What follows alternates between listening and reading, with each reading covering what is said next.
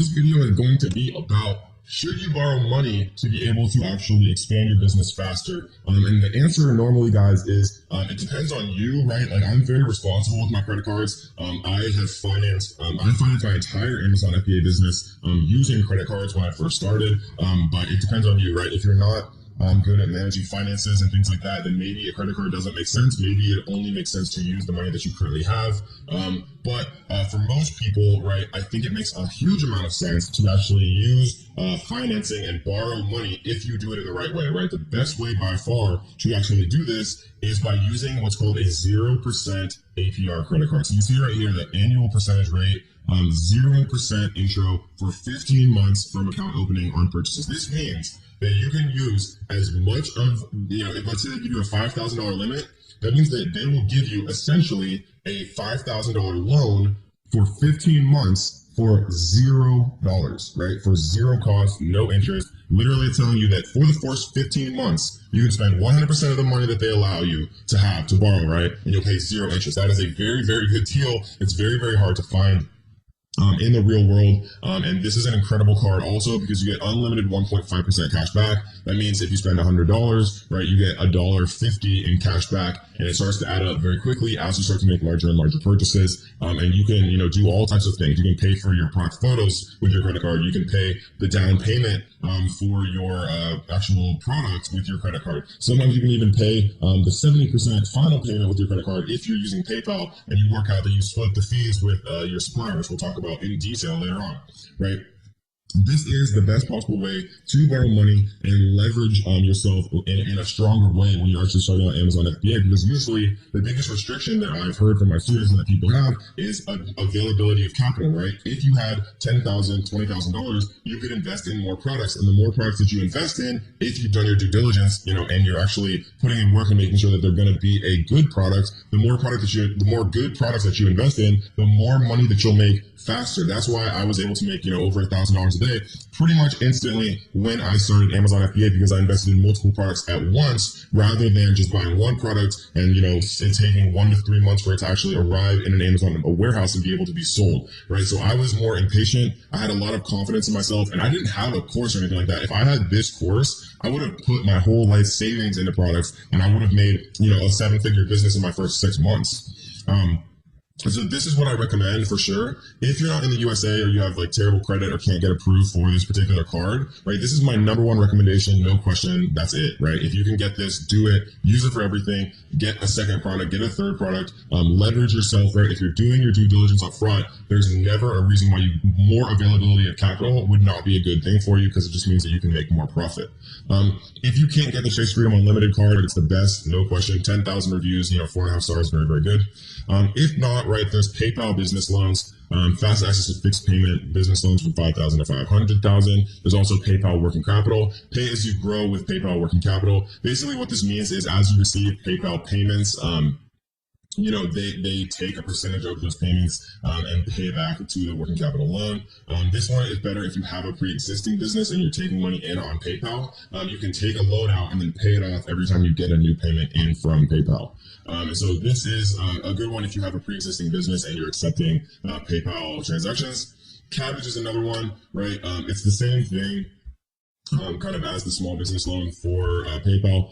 Again, guys, though, you don't want to do these without knowing what you're signing up for, because PayPal and Kabbage and every other loan person in the entire world charges you an APR, right? And so you don't want to be paying an APR that's going to be higher than your actual profit margin. So if you're estimating that you're going to make 40% profit margin, right, and you're going to make that in 3 months, maybe it still makes sense to take out a loan, even if it's like a 16% APR. So read the fine print, right? These are some much significantly less enticing options, but they are options that I've had students make work, right? Because if you're making a 40-50% profit margin on your products, then taking a loan out to get that product that you're paying 16% on, you're still obviously making an additional 30% profit that you wouldn't otherwise be making, and you're able to expand faster. But again, the best possible way and the best possible method that I've ever found is 0% APR credit cards. I know that I provided you value, so what I want you to do is to like this video. I want you to leave a comment on this video. If you guys haven't already, make sure you subscribe, turn on notification bells so that you will be the first person to be notified every time we drop a brand new video. This course is going to be an introduction to how Amazon FBA works, how you can get started and just to give you a ton of information about whether or not you think this might be a business model for you, because we've seen so much success from this program. We know it works. The blueprint's there, and this is going to introduce that. It's going to be very exciting, and I really, really am so excited for you to be here. So what is Amazon FBA? Well, FBA stands for Fulfillment by Amazon FBA. And essentially what it is Amazon does a lot of the work on your behalf. And what I mean by that is one of the hard parts with growing an e-commerce business is, if you get 2 orders a day, well, what you have to do is you have to process it, right? You'd have to take it down to UPS or FedEx. You'd have to, put it in a box. You'd have to label it. You'd have to pay for shipping. You'd have to ship it out. And that becomes really, really laborious and tiring and difficult to do once you start getting more than, 1 or 2 orders a day. We've had days where we sold over 1,000 products, in a single day, with my Amazon business. And so it'd be next to impossible to actually handle that scale and not get things confused and be able to ship things out on time. And that is where Amazon comes in, because Amazon allows you to actually, as a third-party seller, right, which actually represents over 50% of Amazon sales, they allow you to take advantage of their fulfillment network and their fulfillment resources, where you can actually buy products in bulk, from China, from a USA manufacturer, from wherever. You might buy 500 units or 1,000 units for $2 each. Ship them into an Amazon FBA warehouse in the USA, right, directly from China, straight to Amazon. You never see or touch any of your products, right? This will all make sense later on. But you can ship it directly from your manufacturer into Amazon. And then Amazon, every time you get a sale from customers that are already browsing Amazon for your product, every time you get a sale, Amazon actually does all of the fulfillment for you. They grab your product, they put it in a box, they put the label on, they ship it out, they handle all of that. And they just literally send you your profit. And so that is why Amazon FBA has been such an amazing process, because it just works, right? And you don't have to do a lot of the work. You can do it from anywhere in the world. And it's just a really amazing way to actually get started making some passive income online. So there are 2 different types of plans, for Amazon FBA. But essentially, Amazon takes a 15% referral fee for you having access to millions and millions of Amazon's customers, right? The last I heard, over 82% of households have an active Amazon Prime membership, which is insane, right? 82% of households in the United States have an Amazon Prime membership. So you can sign up for free as an individual seller, right? You pay a per unit cost every time you sell something, or you can join as what's called a professional seller, where I believe you pay $39.99 a month. And then you don't have any per unit fees. So if you're just getting started, you can sign up as an individual seller. You can always switch it to a professional seller later on once you have some inventory and things like that. So that way you're not like paying, any money while you're waiting for your units to actually ship in. You can sign up as an individual and always change it later on. You can sign up just with your own, as a person with your social security number and things like that if you want to, or you can sign up with what's called an LLC, which is a business. All right, what is up, y'all? So this video is going to be about examples of perfect products to sell on Amazon, and I'm going to explain exactly why they're perfect, right? Because it's very important to understand and be able to conceptualize and picture why these products are perfect to sell on Amazon, kind of in your mind, so that every time you actually evaluate kind of like an opportunity, with Amazon FBA and when you're doing product research, whether or not you can kind of go through these steps in your head and say, okay, is this going to be a perfect product, right? So, a great example is scrunchies. Scrunchies probably couldn't be any cheaper to create. I would guess that this is literally like a piece of rubber with like a very small amount of like velvet or whatever it is. They're selling it for $10. I can't imagine this being more than 10 cents to create, if that, especially if you're ordering in bulk. And then, another thing that I like to think about is, of course, cost, right? But then breakability. Like you could probably package this in like an envelope, and you could throw it against the ground 100 billion times, and literally it would not break. And then cost of shipping, right? So scrunchies are incredibly cheap, incredibly light. The cost of shipping would be nothing, whether it's by air or by sea. Shipping by sea, the weight doesn't matter as much, but shipping by air, the weight does matter, right? So like sea is just volumetric. So like if you're shipping, a blown up beach ball, it's going to be the same cost as if you're shipping, 20 bowling balls for the most part. But with air shipping, if you have incredibly light stuff, you can restock faster, especially if you have things that are very small, non-breakable, and extremely light, like scrunchies, for example, so you can maximize your profit margin. Another one that is a great idea, or was a great idea at a certain time, right? All the things that I'm showing now obviously are not the perfect products to sell now. I'm obviously reveal the perfect products to sell now. But these are a perfect example of a product that would be extremely giftable.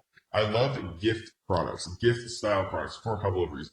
When you get a gift from someone, society has told us that it's taboo to return that gift. And so the return rates for gift items or giftable items is significantly lower than the return rate of, say, like an electronic item that people can't figure out, or they don't know how to use, or, it might break in transit and not work correctly, or, whatever the case may be. But if it's a giftable product, right, it's not going to be like that. And this is a product that I've actually sold before, Scratch Off World Map, and we were selling like, $30,000 or more a day, for all of December last year. And now like the overall kind of niche is much more saturated, and it's, not a great product to get into at this point. But when we got into it, it was an incredible product to get into. And we were selling, just silly numbers, in December, because everyone and their mother and their uncle and their aunt was buying somebody a Scratch Off map. And so that's the perfect example of a product that we are not going to restock. We're just going to let it sell itself out during this Q4 and during this December, and then we're never going to restock it. But we'll just make a stupid amount of money again this year, just like we did last year. So another example, right? These costs are like $1 to create if you're buying them in bulk. Sometimes like $1.70 or so to actually get it landed in the United States. And most of them are selling for, some of them are selling for $30, right? So a product that costs $2 that sells for $30, you're selling it for essentially over 15 times more than it actually costs to create. So it gives you a lot of kind of wiggle room when it comes to PPC, when it comes to, having really nice photos done and things like that. And the larger profit margin you can have, obviously, is better because it allows you to like make, smarter decisions about things, and that's always a good thing. So the ultimate example of the perfect Amazon FBA product at one point, right? It has the passion, it has the love. Right, people are not concerned about price when they're buying a wedding ring replacement, a silicone ring, right? They're not concerned with price. Even though if you think about it, this probably costs a cent to make.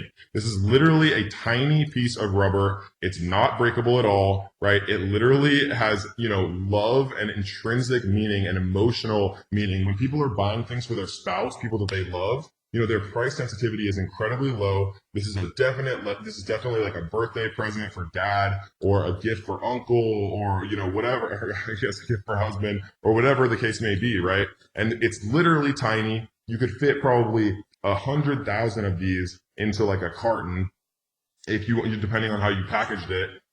It literally is never going to break. It weighs probably less than an ounce, less than a gram, or whatever it is, right? It weighs nothing, very non-breakable, costs nothing to make, has that intrinsic value, has that emotional connection, meaning, and has the giftability, right? So this is like the perfect product to sell on Amazon FBA. So I just wanted to show you guys, 3 examples of perfect products to sell on Amazon FBA. So you can kind of get yourself in the mindset, okay, giftable, non-breakable, very light to ship, right? Has like that emotional meaning or connection. A lot of these things can play in, and that's not to say that every product has these. I have a friend who makes hundreds of thousands of dollars a month selling copper pans on Amazon FBA, which literally is like heavy, big, has no gift meaning or not much of a gift meaning. There's no emotional connection to a copper pan depending on who you are, right? But he still makes a ton of money. So, think outside the box, but this is the general kind of thought process that I like to kind of put people in to really get the ball rolling. We're going to go through the entire Amazon FBA lifecycle.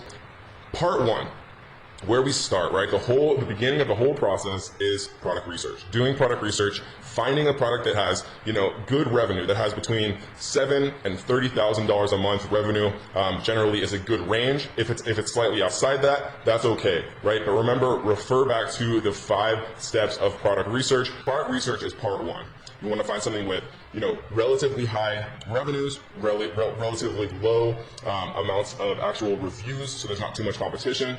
You want to find something that is not trademarked, something that has a relatively high number of monthly searches, and something that you've actually verified is getting sales using the iTrack 999 cart trick method. And remember, you can rewatch all of Module 1. If any of that didn't make sense, as many times as you want.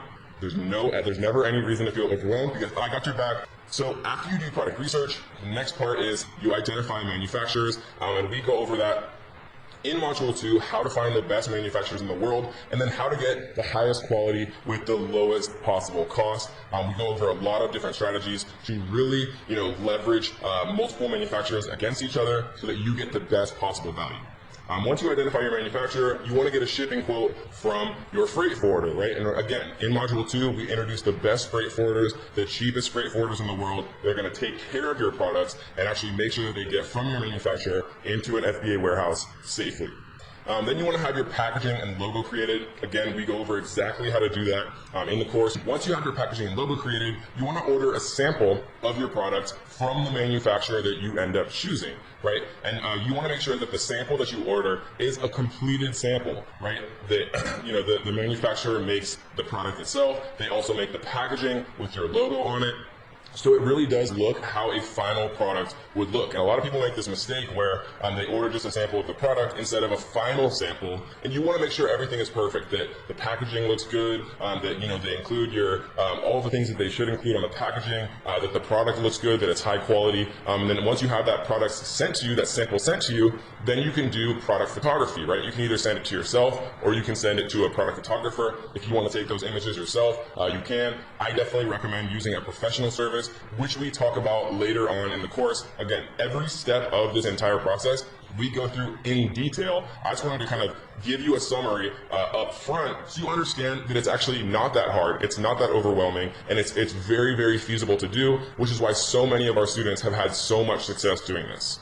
Then you want to create an optimized product listing. So a product listing is nothing more than what you see on Amazon every single day, right? Nothing crazy at all.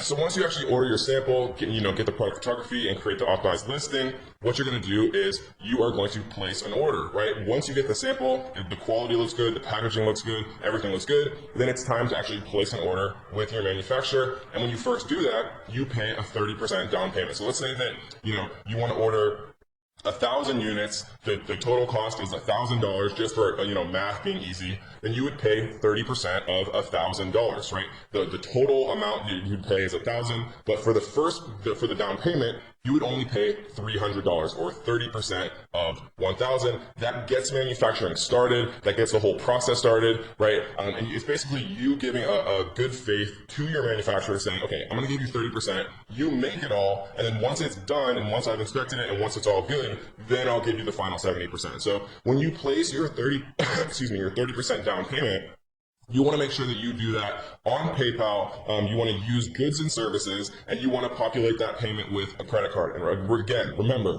we're going to go through all of this in detail in the later modules. Don't worry at all. We're going to go through everything step by step. I just wanted to give you a holistic look. And then once you get the 30% down payment, they make all the units, and then when the manufacturing is completed, you get an inspection service, right? You can get inspection services for $99, super cheap. A third-party company comes in China, looks at all of the units, make sure that they're all completely good, that the quality is high, that everything looks perfect, and then once that final inspection passes, then you pay the manufacturer the final 70%, and everything is good to go, right? Once you pay that 70%, you tell your freight forwarder, which is the company that handles all the shipping, that everything's good. The freight forwarder picks it up from the manufacturer in China, and they actually ship it over to the prep center in the USA. One thing that's important to understand, which we're going to explain more in Module 2, is what's called FOB. FOB, right, or FOB shipping, basically means freight on board. If your manufacturer themselves are going to ship the products from the floor of the manufacturer once they're completed to the port in China, then the manufacturer is going to charge you a fee to do that, right? Because they're handling that element of the shipping. If you want to just make it super easy, just tell the manufacturer, no, once the products are complete, my freight forwarder will pick them up from the factory and then take them all the way to the FBA warehouse in the United States. If you'd rather get a freight on board quote, which means that the manufacturer is going to ship them from the manufacturer to the port in China, and then your freight forwarder is going to take over, then you would pay the manufacturer a very small fee to handle that small amount of shipping from the factory in China to the port in China, right? But again, to simplify things, once your products are actually completed, then just say, hey, freight forwarder, my products are done, they're at this factory, but they need to go to this warehouse, handle it, right? Shipping is something that I never want to deal with. So that's why I found the best freight forwarders in the world. That's why I share them with you. And that's why they can handle all of this for the best prices in the entire world.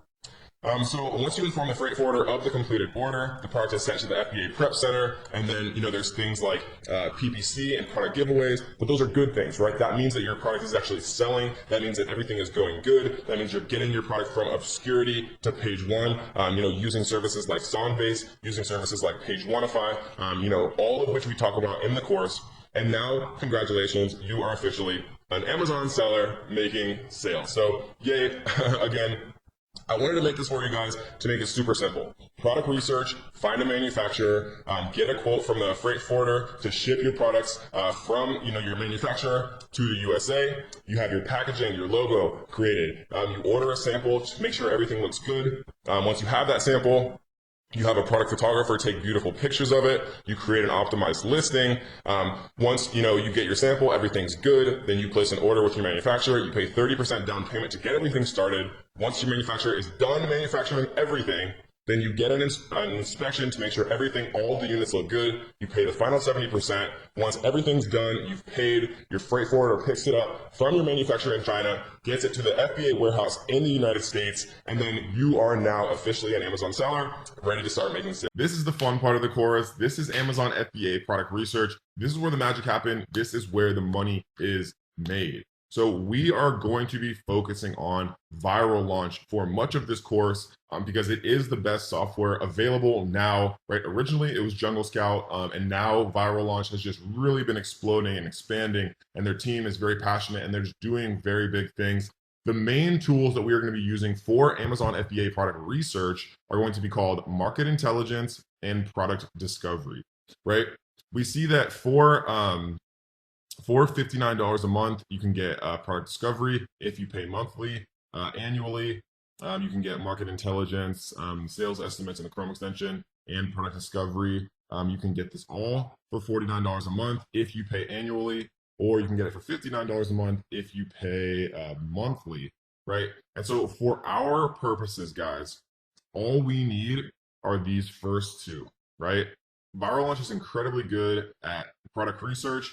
For keyword research and all of this, we are going to save you guys some money, and we're going to recommend another tool when we get to it. But for most of the stuff that we're going to be doing for the entire course, right, as far as product research, photos, a lot of different things, Viral Launch provides the best service. The main things we're going to be concerned with are market intelligence and product discovery. As you can see, you get all of that for the intermediate pricing. Or if you want the category search, which is helpful as well, you can pay for the $79 a month option. But for most of us, right, what's going to be the best kind of deal is either intermediate or advanced, right? So one of these two. I generally recommend people who are serious about this to just go ahead and grab the advanced option. So this video is going to be kind of an introduction to what Viral Launch looks like. And how to reframe your mind. When I mean reframe your mindset, I mean going throughout your day, everything that I see and everything that I interact with, I think about Amazon FBA. And maybe that's unhealthy, but it's helped me become very successful selling on Amazon FBA. Like, for example, I'll go to like a Mexican restaurant and I'll see that like little rubber mat that like they have in the kitchen that people stand on that food falls in, right? Like a restaurant non-slip mat. Or I'll see like a little menu holder, like an acrylic menu holder, and I'll think to myself, could I sell that on Amazon? And you just take notes on my phone all throughout the day, and then I come back and I check on these products via Viral Launch to see if the landscape is competitive, right? We're going to look at how many monthly searches are they getting? How many reviews do they have? How many people are trying to sell this product? Is there room for improvement on this product, right? What are the negative reviews saying? Could I improve the quality of the product? Could I add something to it to bundle? And don't worry, we're going to talk about all this much more in depth as we move throughout this module, but it's just important to kind of get your mindset in a place where you're thinking about Amazon FBA, throughout your day-to-day life, because sometimes the best ideas will just come to you, right? So this is product discovery, guys. We can see right here, if we go to search, there's a couple of options up here. There's the normal product discovery, right? And what this means is you put in the categories you want to see. You put in, okay, I want to see products that have a minimum of $10,000 a month revenue. that have a minimum price of $15, that have a minimum review count, or excuse me, a maximum review count of maybe like 50 or 100 reviews or whatever the case may be. And then you press show products and it shows you, right? Keyword, actually you can choose the category. Similarly, you can choose the the maximum review count you want to see, the minimum average monthly revenue of all the products you want them to show you. And then instead of showing you actual exact products, they show you keywords, right? And this is one of my favorite ways to use Viral Launch. And we're going to talk about all of this much more in depth. This video is literally just meant to introduce you to like all that's available to you and all of the advanced filters. This is really where, you can kind of differentiate yourself from everyone else searching and really find the true diamond in the rough product. So we're going to focus on, how I use these a lot in a little bit. And then brand. So brand shows you actual brands that sell on Amazon. Obviously, like Nike is a brand, but they're not a brand that we'd ever want to compete with, but it's just an example of a brand. It shows like little companies that sell tea or, people that sell supplements or whatever the case may be. And you can jump very in depth on those brands and look at, their sales history, if they're improving or going down or what's kind of going on, and gives you a lot of ideas about what you could potentially, if you could potentially compete or create a product similar to what that brand is selling. And then category obviously shows you, in-depth categories, and you can take a look at things related to the categories themselves. So this is product discovery. This is a web app, right? You use it in by itself in a website right here. Market intelligence is actually a Chrome extension. So for example, if we come into Amazon and search garlic press, we would press this little button after we install the market intelligence Chrome extension, right? And it would show us all of the top sellers on page one, right? So it's showing us Alpha Grillers is on page one. They're doing about $22,000 a month, selling at $9.97, which means they have 2,255 sales every single month. We can see how many reviews they have, their review rate, right? Their review rating, like what their average reviews are. A lot of different stuff we can really see here. We can even see net profit estimates, but these are very, very inaccurate in all software, right? Viral Launch does a good job of this, but you can never rely on net profit because it's impossible for them to calculate that, for anyone to calculate that, because they don't know how much your cost of goods sold are. They don't know how much you're paying for shipping. So it's a good baseline, very, very general idea, but you need to do the calculation yourself. And we'll teach you how to do that in a little bit. We're using a tool called the Amazon FBA fee calculator.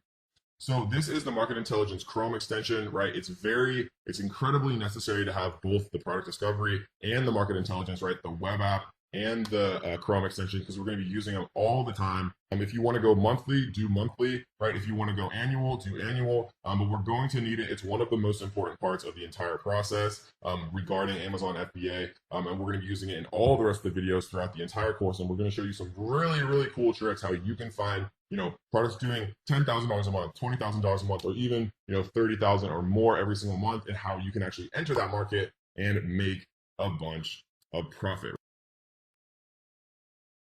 Let's get into Seller Central, guys. This is where the magic happens. This is where all the money is made with Amazon FBA. And it does look a little bit overwhelming at first, but I promise you guys, it's actually not that bad. And we're going to go through all the things that you're going to be able to need, that you're going to want to need most. You don't have to have your Seller Central name the same as the name of your LLC. Right? It can be different, but it is important for it to match. And we'll go into this more later on, is that your Seller Central name, right? The name of your store. And we can actually look really quickly at like an Amazon store, just so you guys kind of see what I'm talking about. So this is what an Amazon store is, right? Let's just type in malls. What you'll see is the name of the actual seller right here is Click and Play, right? And so that does not necessarily mean that their LLC is called Click and Play. It could, but it doesn't mean that. What's important is you want your Amazon Seller Central name, which you set up when you sign up for your account. You want that name to match what you trademark. And so they probably are going to trademark like Click and Play products, right? Like the actual word mark, which again, we'll talk about later on, so don't worry about it. But what this allows you to do is it gives you protection if your Seller Central name matches your trademark. If people are trying to hijack onto your listing, again, which we'll talk about in a little bit, It just makes things easier. When you register for a trademark, it allows you to get brand registered. It allows you a lot of protection against, scummy people who want to do you wrong on Amazon. If your Amazon Seller Central name matches your trademark. So don't worry about any of that right now. Remember, we're going to go through the entire course before we actually do or implement anything so we don't make mistakes. But it's just something to keep in mind that you want your Amazon Seller Central name to match what you're going to eventually file a trademark for to protect yourself from people that are trying to do you wrong. So this, guys, is Seller Central. This is actually a live account that I used to have. We had a couple of test products in here. This is going to be the Seller Central account that is actually going to be used throughout the entire course. So we see that we actually have some stuff live here. We're selling a conversion ping pong table set, which actually does incredibly well. We're selling a 24-inch round color spinning prize wheel, and we're selling some Moscow mules and some other stuff that are out of stock. And so this is Seller Central, guys. This is what you're going to see every single time you do log in. And so most of the stuff that we're going to be using, guys, is in the manage inventory right here, right? This is where you add products. This is where you add variations. This is where you do a lot of stuff that we're going to talk about a little bit later on. We don't often use this pricing dashboard because you can actually just set the price in the edit screen, which is how I do it myself and how I teach people to do it.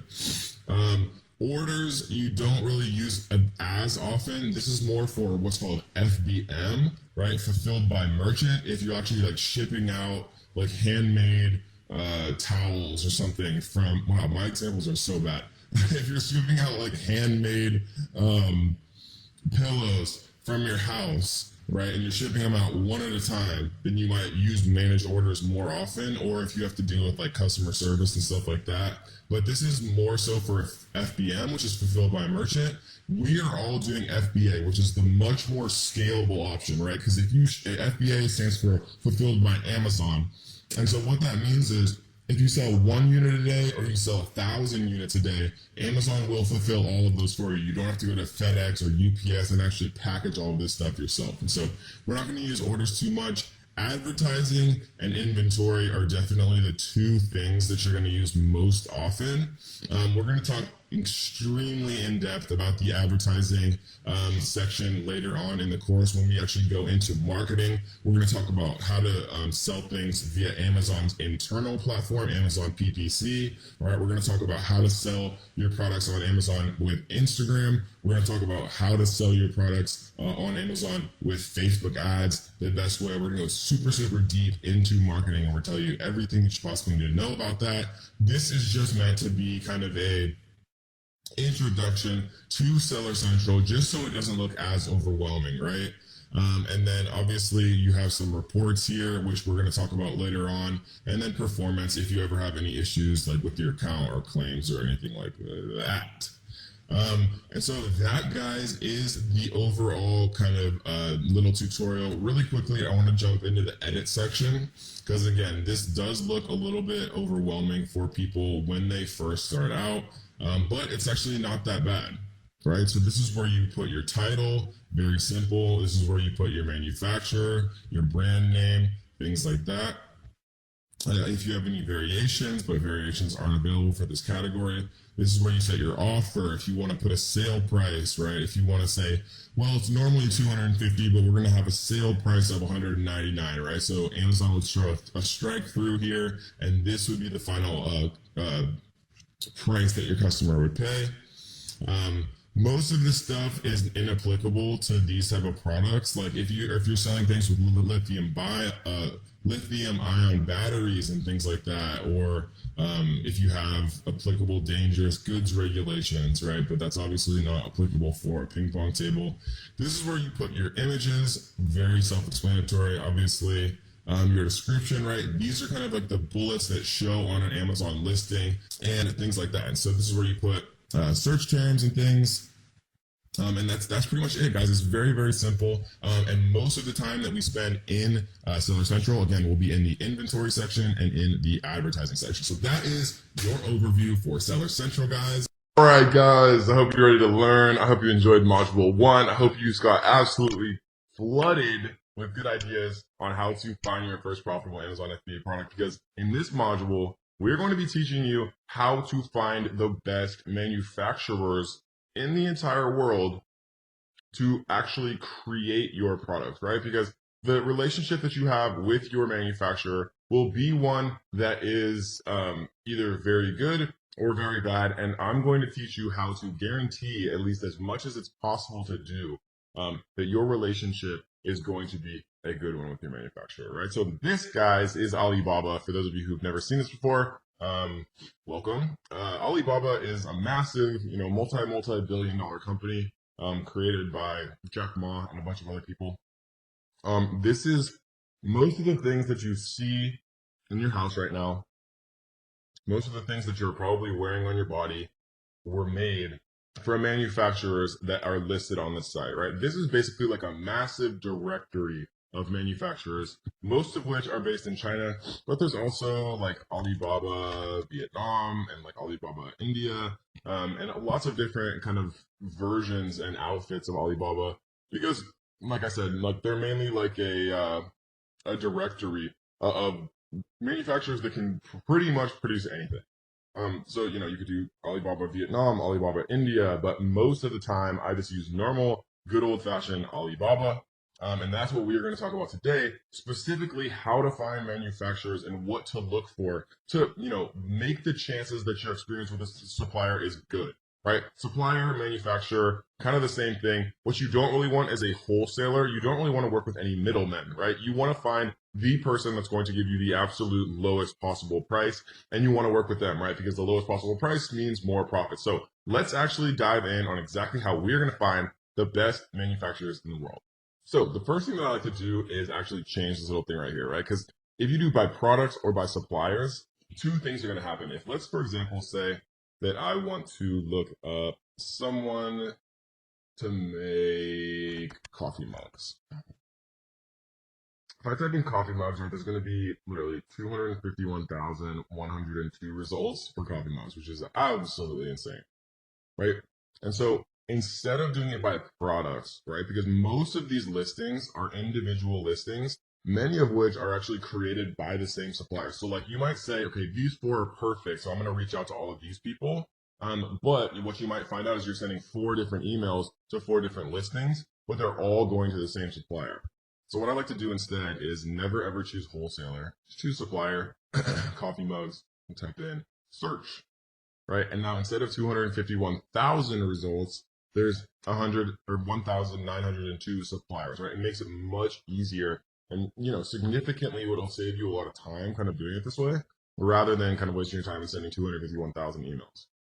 This video is going to be about how to actually ship your products from China directly to the manufacturer inside of an Amazon FBA warehouse in the USA. And so how you actually have to do this is a little complicated at first for some people, but if you actually think about it logically, it makes a lot of sense, right? Because what ends up happening eventually is you need to have a barcode to send to your manufacturer to actually create like a little sticker and put it on each box so that your inventory is completely ready to be scanned in by Amazon when it actually arrives. Because you're never actually getting the inventory. Like they don't ship it to you and you ship it to Amazon. Your manufacturer ships it straight to Amazon. And trust me when I tell you, you want it that way. And so in order to actually ship your products from China to the Amazon FBA warehouse directly, you have to have like all of your barcodes and things kind of figured out. And then you basically just send your supplier an email, with the carton labels and with the UPCs to actually put onto the product itself. And so how we're going to do this is we're going to go to add a product, and we're going to create a new product listing right here. And let's just use the example of a coffee mug. We're going to choose coffee mugs right here. And it auto-populates this little thing, this little kind of, template menu thing, vital info, right? Product ID. So there's a couple ways to do this. There's a way to do a GTIN exemption that we're going to talk about just briefly if you don't want to do UPCs, but most people do UPCs, right? So there's been arguments and controversy for literally like a year or more about whether or not you're supposed to use what's called GS1, which is Amazon's officially recommended UPC provider, but other people use other things that are significantly cheaper, right? And so if you see GS1 right here, 1 through 10 is $250 plus a $50 annual fee. So for 10 UPCs, and UPCs are just barcodes that every product has, right? Universal product code. So it's like $300 for 10 here, or if you use a different one for 10, it's $37 instead of 300, right? And so, you know, basically the summation of all of this controversy and what everybody's talking about is Amazon tells you when you try to create a product listing, like here, I'll use a UPC, and this is just the UPC that I bought from Nationwide Barcodes, right? From the much cheaper version. When I paste it in here, it says the validity of a product ID is checked against the GS1, GEPI, and ISBN databases. If your product ID is not registered with GS1, then the linked ASIN will be suppressed, and it may result in removal of your product creation privileges, right? And so this is basically a warning that says not to do it and that you should use GS1. If you want to err on the side of caution, right, use GS1. I personally still use Nationwide Barcode because I have, a bunch of them that I already bought, and it's literally like 10 times cheaper for Nationwide. And Amazon still allows me to create product listings using Nationwide barcodes, the cheaper barcodes, right? And I think it's very, very unlikely, personally, right, that Amazon is going to go and retroactively, mess around with listings that have used Nationwide or any of the other millions of UPC services, because it would just destroy their catalog. But if you want to err on the side of caution, right, then just get GS1 barcodes directly and pay the $300 and for 10 UPCs. And then, in the grand scheme of things, $300 is not that much money for, the ability to list 10 UPCs. Or if you want to save a little bit of money and, live on the wild side like me, then use nationwidebarcode.com. And these are actually purchase barcodes for Amazon. So if we come to the actual site itself, then you'll see barcodes for Amazon right here. And then it says the pricing right here, and you just choose how many you want, and that's it. So it's pretty easy. So the safe way is GS1 for 300. A little bit less safe way, but the way that I personally do is Nationwide barcodes for 37.50. And I'll continue to use Nationwide barcodes until Amazon literally does not allow me to create a product listing without using GS1. If they ever force me to use GS1, then because at the time of making this video, you can still use and create Nationwide barcodes. We're doing it every single day, but Amazon may eventually, right? And I want to make sure you guys always know what to do. Amazon may eventually force you to use GS1, and then you'll just have to pay the more expensive price. Or, if they force you to use GS1 and you don't want to pay the more expensive price, you can research what's called a GTIN exemption request. We're not going to go into that because most people don't need it. But if they force you to do the GS1, you really can't afford the GS1, then just Google search or YouTube search how to do a GTIN exemption. It's a little bit more complicated, but it's a way that you can avoid paying the GS1 pricing if you really don't want to. Okay, cool. So we're gonna make this. We're just gonna say coffee mug for mom. We're gonna say the brand name is Coffee Mugs, 3 Z's. The offer, and this isn't that important right now, because all we're doing right now is creating a listing so that we can actually get what's called the FN SKU, right? Because the FN SKU is what we're gonna have to send to our supplier. And once we send that to our supplier, then they're going to be able to print out little stickers that they're going to put on every single one of our coffee mugs. And then once they're sent from the manufacturer to Amazon, Amazon's able to actually scan all of those in. Right, so we're just going to put $19.99 here. We're going to put new. And the fulfillment channel, I want Amazon to ship and provide customer service for my items if they sell, right? This is Amazon FBA. I want to ship this item myself. This is Amazon FBM, right? Fulfilled by merchant. So we're going to save and finish here. Your listing is being created. This process may take up to 30 minutes. Please check back and change your listing fulfilled by Amazon at that time. So we're just going to press continue. Right, and I'm going to pause the video really quick, and then once it's actually up, then I'm going to show you guys the next step. All right, guys, so here's the listing that we looked at. So if we click this one right here, then we can do action on. And what we're going to do is, normally you do print item labels, but sometimes it gives you an error, right? So no items submitted. I wanted to show you guys that because I've just had so many students ask me about that particular error. So what we're going to do to fix that is click this little checkbox and then go to change to fulfilled by Amazon. Even though I know we selected that to start, it's like this weird thing that just happens. So what we're going to do is we're going to go to convert and send inventory and save and continue. It's just there below. This form has not been completed. Add dangerous good information. Is this product a battery? Just utilize batteries? No. Product regulation information. Is this product considered dangerous? Is there hazardous material? No. It's a copy mod. Submit. And now we're going to save and continue.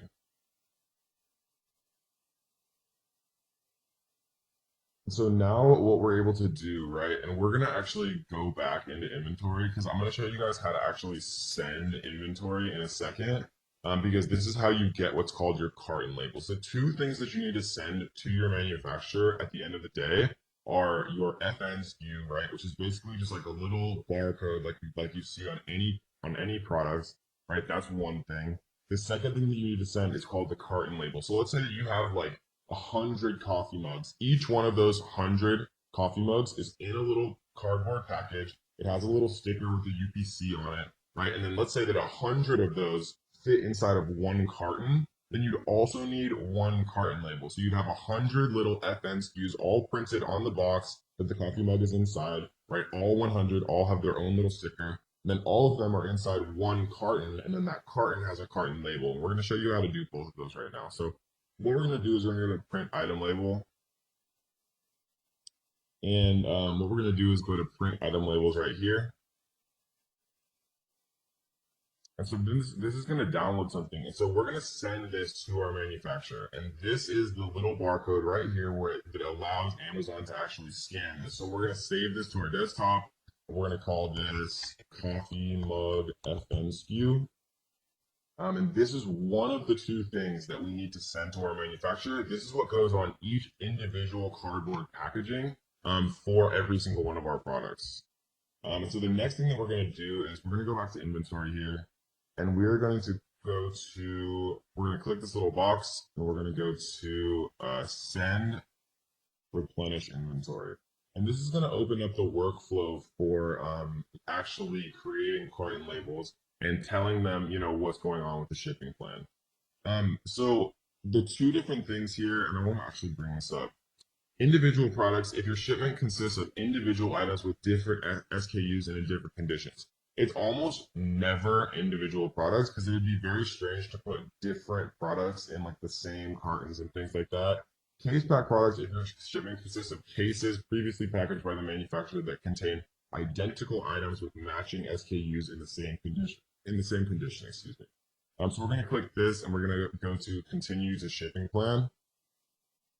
And what we're going to do is we are going to actually fill this out. So your supplier is going to be able to tell you how many units are coming, per case. They might say, yeah, well, okay, so 48 units fit per case, and you guys ordered 200 or whatever the case may be, so there's going to be a number of cases, right? So something that I like to do actually, and this is a good little note to take down, is you want to ask up front how many units are going to be in each case, right? Because and the reason that I say that is because if they say 48 units fits per case, but you order 200 units, then there's going to be that awkward 48 times 4, right? So there's going to be like 8 missing units, and then it just gets a little tricky. Instead, order 48. If they say there's 48 per case, right, or per carton, then order 48 times X, like the number of cartons that you want to reach that number that we taught you how to do when you're actually inventory forecasting and choosing how many products that you want to sell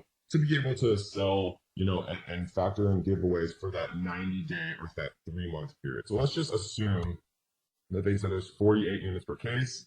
And let's say that we wanted to buy, 48 times 4, then there would be 192 total units here. Your supplier is going to be able to give you the measurements in inches. I usually just keep it inches. They usually give it to you in centimeters, but I'll do inches. So let's just guess that it's 12 inches by 4 by 6, or something like that, right? Let's say that it's zero point 0.5 pounds. And again, your manufacturer is going to tell you exactly, what's going on with this. So you can just like literally enter it. So we're gonna go save, and then continue. And so we are going to prep this, right? Because how I prefer to do things is your manufacturer literally does everything. They package it, they put the UPCs, they put all the codes, everything that you need onto it, and then they just ship it completely finished and ready to kind of be ready to roll to the manufacturer. And so we're going to go to continue. And for this one, all products must have the scannable barcode for non-commingled products, and Amazon product label will need to be affixed to each unit. You can print off and apply the labels from this page, or have Amazon apply the labels for you for a fee. All right, so we're gonna go to continue, and it's going to create your shipping plan here, right? And you can call it whatever you want. You can say like coffee mug shipping plan. And then it's going to show you ship to LGBA Rialto, California, right? And so this is going to be the actual address that you're going to ship to. And so we're going to approve the shipment here. And then the kind of the last thing that happens here is it's going to give you the carton labels. Right, and all of this stuff you can actually just work out with your freight forwarder. And so I'm going to talk about exactly who we use and who we recommend for freight forwarding. But I would always check with your freight forwarder because to be perfectly honest, hate dealing with shipping, and I'm not a shipping company. But we're going to give you guys and introduce literally the cheapest, best quality shipping company that I've ever seen and that I've ever used and I've ever worked with. We're going to talk about that in a second. So we're just going to leave this how it is. How will this shipment be packed? We'll do multiple boxes. Right, and then how will you provide box content? You can use the web form. So you can basically just write the same thing, 48 units per box, number of boxes, box weight, right? They'll tell you all of this stuff, box dimensions. You could say 12, 24, 36, something like that. Confirm.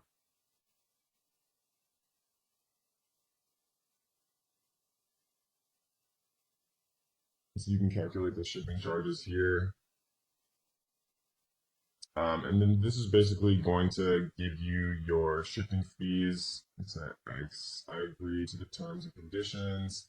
And then you press accept charges, right? And then you can print the box labels here. And the box labels are your carton labels. So I'm not actually going to do this because this is just like an explanatory. This is just an explanatory kind of tutorial. I'm not actually creating the shipping plan, and Amazon would actually charge me if I click this button. But you just press this button, right? And then the last thing you do is print box labels. And the two things that you're sending to your supplier are the box labels or the carton labels or whatever you want to call it. And then also your FN SKU that we downloaded that I showed you exactly how to do. And those are the two things that your supplier needs to be able to, properly label all of your individual products and then properly label the cartons that your products are inside. So that is the shipping plan. That is generating an FN SKU from a UPC, right? We talked about GS1. We talked about nationwide barcode. We talked about the GTIN exception if you're really not trying to use GS1 and they are disallowing sometime in the future using nationwide barcode. In this video, we're going to talk about how many units to order on your first order, right? Because this is a question I get all the time, and it's very important because I think a lot of people have this misconception that they should order 500 units, right? Or 100 units or something crazy like that. And we're going to talk about mathematically how to break it down because it depends on what product that you're going to invest in, what niche that you found, what you think is going to be a good product after doing your due diligence, right? because whether it's a garlic press or something that sells much more popularly or something that sells much less so than a garlic press, obviously you'd want to order different quantities. Bearing in mind the long-term storage fees of over 180 days. So let's teach you guys exactly how we're going to do this. So we are going to come in and type in garlic press, obviously, which would be like the highest volume keyword related to the garlic press niche. And what we're going to do is we're going to run market intelligence here. And we are going to take this whole thing, right, the top, the first 16 on page one, and we are going to export.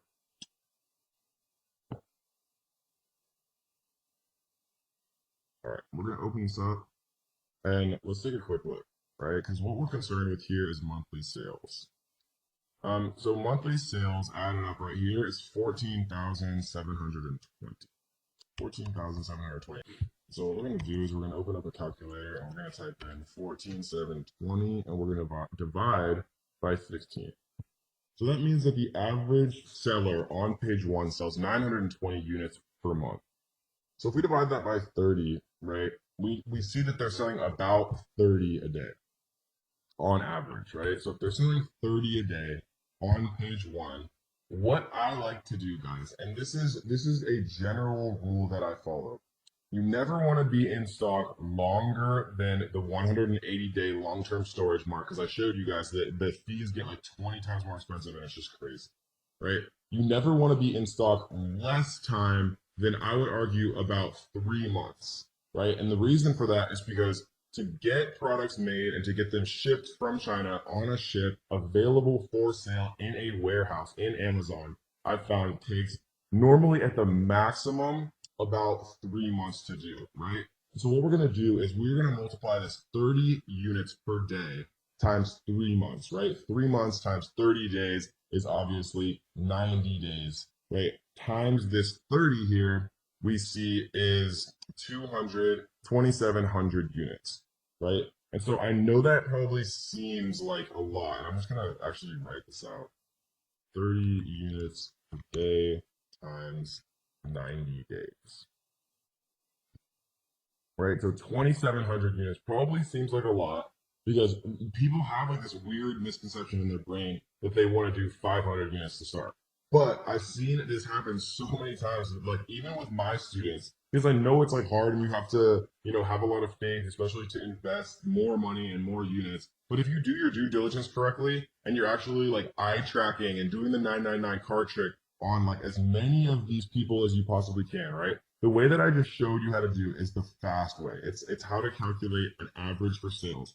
But if I was going to invest money, I would be checking, at least like the top five with the iTrack 99 cart trick method, because that's true source from Amazon sales data. And if you can get five of these guys into your iTrack and you can tell, okay, they had 100 yesterday, they have 70 today, they have 40 tomorrow, then they're obviously selling 30 a day. If you know for sure from the iTrack and the 999 cart trick method on like a niche that you're going to enter, I feel 100% confident making this calculation. I feel 75% confident using market intelligence. It's the best piece of software, right? I trust them a lot from a sales perspective. And if you average out everybody on page one, it gives you a better idea of what's going on. And if you want to be super slick with it, you can exclude these little ones right here that are review outlier and sales outlier. So we see that they have 3,700 and everyone else has significantly less right here. And so, generally I'd like to err on the side of caution. And so I would probably take out like the top maybe two from a sales perspective that are high, and I might take out like the top two that are low. So we see that that one is pretty low, and we see 220 is pretty low. So if we do this and we export it, and this is like erring on the side of caution. I prefer to err on the side of caution, to be honest. We see now that I don't think those actually got removed. So this is Or Blue, so we'll just remove it manually. Or Blue, Uber Chef, delete, and we'll delete Alpha Grillers, which is actually kind of sad, to be honest. And finally will delete Sunkuku. Sunkuku. Okay, cool. So let's recalculate this and see how much it changes the average. So monthly sales, right? So now our new number is 8,256. 8,256, and we see that there is 12. So it's obviously going to be a lower number. Let's do 8,256 divided by 12 is 688 units per month. And if we do that divided by 30 days, you see it's 23 units, right? So 23 units per day times 90 days times 90 is 2,064. So it's 2,064 versus the original calculation of 2,700. And whether you like to go all in and bet on the fact that Amazon is a beast, which it obviously is, or you want to err on the side of caution, there's two different ways for you to kind of do it. I'm more so kind of in this boat just because I understand the power of Amazon now, especially with like holidays. If you have a giftable item, like I recommended that you should, with holidays, with Mother's Day, Father's Day, Valentine's Day, and especially obviously Q4 from December 1st till December like 21st or 22nd. Amazon is just freaking insane. Like it's unbelievable how Amazon is. Like your sales can 2x or they can 10x. And so this is generally how I like to do it, guys, when I'm kind of doing my calculations on how many units to order. The second thing to bear in mind, let's actually err on the side of caution. Let's decide that we chose 2,064 units, right? Because that's the 23 per day times 90 days. We have one more consideration. This is units to order, but we also have to think about giveaways, right? And what giveaways are is the way that you artificially boost your listing to page one. And things have been changing a little bit, but I really don't think that Amazon's going to be able to get away from giveaways. Giveaways are probably either going to stay similar to how they are now, or people are going to have to figure out how to sell their products at full price. And then people are going to be reimbursed on PayPal, and the same type of like sales velocity is going to happen. And if this sounds like complete gibberish to you, don't worry, because we're going to talk about this really in depth in the launch module of how to get your product to page one, because it's a super important part of being a successful seller on Amazon. So these are the 2,064 units, but we actually have to think about one more thing. A giveaway means that you're basically giving away units for free to trick Amazon's algorithm into artificially putting your product onto page one. And when people are searching for garlic press and they see your product on page one, as long as you have a few good reviews and you have a very well built listing with beautiful pictures and things like that, they're going to buy from you. And so what we have to do is do 7 days, right? Because most giveaways last between 3 and 7 days. I like to err on the side of caution here.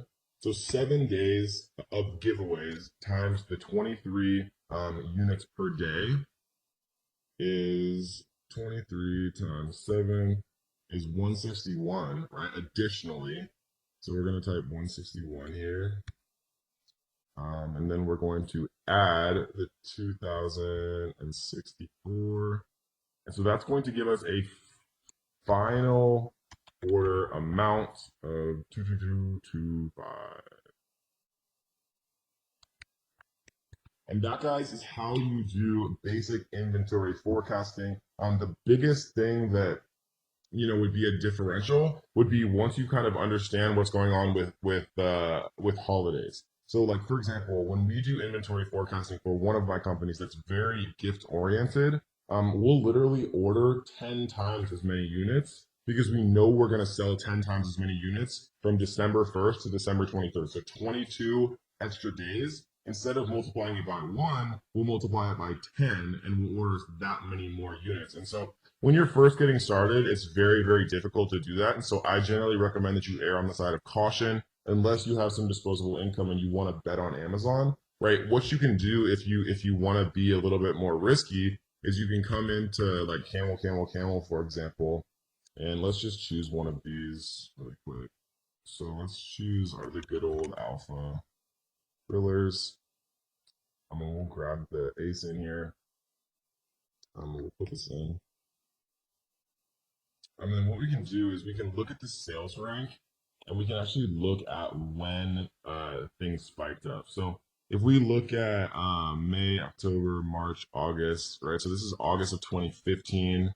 We see September of 2017 here. So we see that there's no major change for this particular product with the BSR. It's very, very consistently extremely high, right? So it's been selling a ton all year round. There's no major spike for Christmas. But like, for example, if we went in here and typed in like Christmas stockings or something like that, um, we might see something different. Let's take a look. We're gonna skip the sponsored ones and just come into this top one. Grab this here. We're gonna paste in this ASIN into camel, camel, camel. And what I would expect to see is really high little rankings, yeah, right around Christmas. So you see that like in June, they drop all the way down to 810,000 in the bestseller ranking. But then right when it gets to November and December right here, it jumps all the way up to being like literally almost at number one.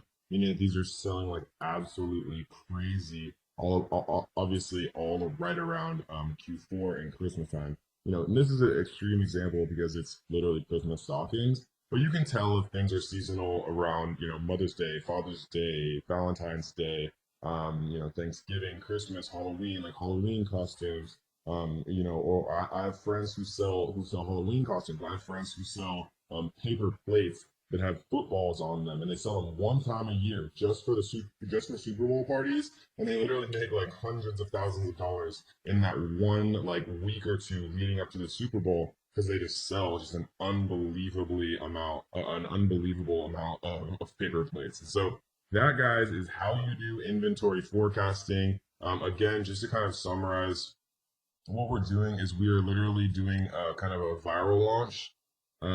We're doing a summation of the amount sold, kind of taking out the outliers, dividing it by 30, right? Because these are monthly sales to get kind of a per day number of sales, just because it makes it easier. Obviously, you can just multiply it by 3 if you want also, but it just makes it easier for me to get per day because it helps with giveaways and things like that. Once you have per day, then I multiply it by 90 days because I like to have 3 months stock. I like to order 3 months stock because that's generally how long it takes to reorder. So once you kind of start to get low, a little bit lower, then you reorder, right? Once you kind of get that, once you get your feet wet, once you feel those sales, once you kind of start to see, okay, this does work. I can make a bunch of money doing this if I'm doing things correctly. Then you'll start to get a sense of how many you're actually consistently selling, how many you start to sell for holidays and things like that. And then if you're riskier, you can look at Camel, Camel, Camel and Google Trends and things like that to see and try to guess maybe ordering more units. But sometimes it's fun selling out and just not having like the kind of stress and feeling like you're ordering way too much. And so that's kind of how you order for 90 days. You never want to reach that 180-day long-term storage, guys. Welcome to module 3, where we're going to talk about how to make a perfect listing or as close to a perfect listing as it's possible to do. We're going to talk about a lot of different resources, the software that I use that is super, super key to creating, a fully optimized listing, kind of introductorily in this first video. And we're going to go much more in depth, in future videos about how to do these things the right way, like, how to create a title the right way, how to create backend keywords the right way, how to create your description the right way. We're going to talk about, where and how to get product photos done and a bunch of fun things like that. But first, we are going to literally create our listing. And we kind of did this a little bit just so we could get our FN SKU in the last module. But we're going to talk a little bit more in depth about how to actually do these things. And, specifically a few things that would just be very, very difficult to know, to avoid as a beginner. I'm going to kind of tell you guys a lot of the things that I've learned over the years and all the mistakes that I've made and things like that, to save you guys a lot of time and energy, and headaches and stuff like that. So the first thing we're going to do is we're going to add a product. We're going to create a new product listing right here. The reason that it allows you to do it like this is if you're going to sell on someone's listing. So let's say that somebody's selling a garlic press. Amazon actually allows you as another seller to also sell on that person's listing, right? That's what most people commonly refer to as a hijacker. And so when you get a hijacker on your listing, it means that, they have the ability to price their products lower than yours, and steal what's called the buy box, right? So if there's 10 different sellers on one Amazon listing, then who has the buy box means that when someone actually clicks, add to cart and buy, whoever concurrently owns the buy box, like right, Amazon calls it the buy box, gets the credit for that sale and gets the money for that sale, right? So owning the buy box on your listing is definitely something that you always want to keep in mind. And so we're going to talk about the best ways to do that and the best ways, to actually combat when you do have a hijacker, all later in this module. But before we do that, we're going to talk about just a few simple things when it comes to actually creating the product listing. So we're going to click create a product listing here. We're going to do one just for a basketball because that was the first thing that came to my mind just now. You'll see that there's different categories here, right? For example, basketballs, toys and games, sports and outdoor play, sports, basketball, basketballs, right? Or we could do sports and outdoors, sports and fitness, team sports, basketball, basketballs, right? In my mind, I would rather actually choose basketballs in sports and outdoors just because, basketball to me is more a sport than it is toys and games, right? These toys and games might be like little plastic basketballs or like the tiny ones that you shoot at like little tiny hoops that you like stick to your wall, right? So I'm going to choose this one, and you'll find that sometimes or always it's worth reading these like categories and subcategories because there'll be small differences, and you want to make sure that you're actually in the most accurate category, right? Because a lot of people teach that you can try to sneak into like these weird like secondary categories so that you can rank higher and get like the Amazon Choice badge.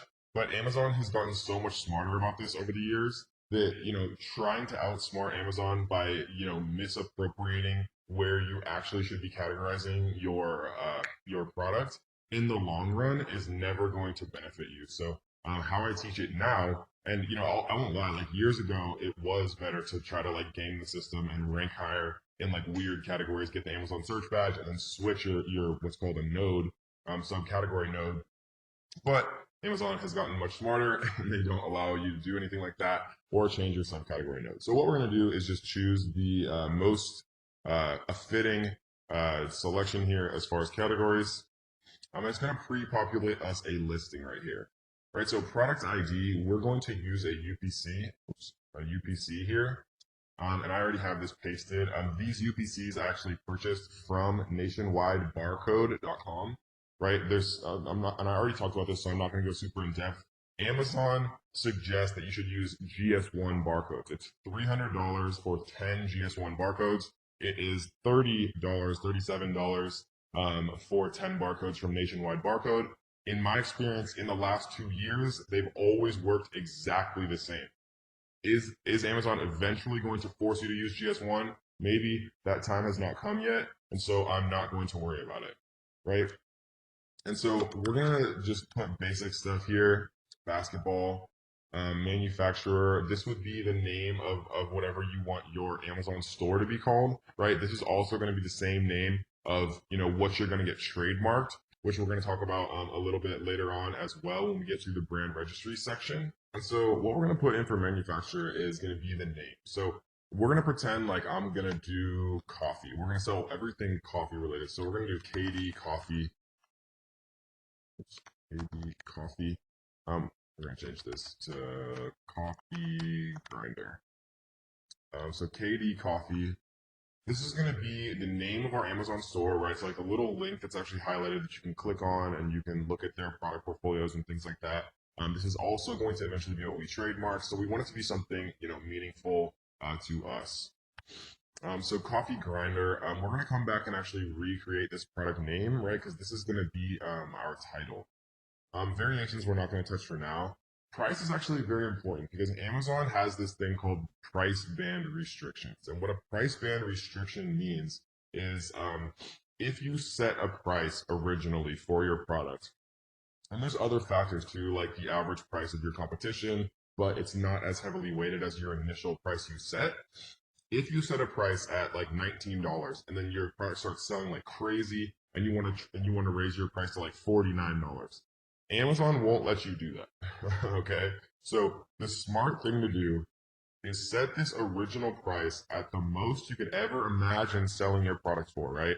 And we've sold coffee mugs and wine glasses in the past during the regular year for like $14.99 or $19.99. And sometimes because of supply and demand, and because we were stocking out and things like that, we would raise them to just crazy prices like $69.95 or like $79.95, literally like 4 to 7 times more expensive.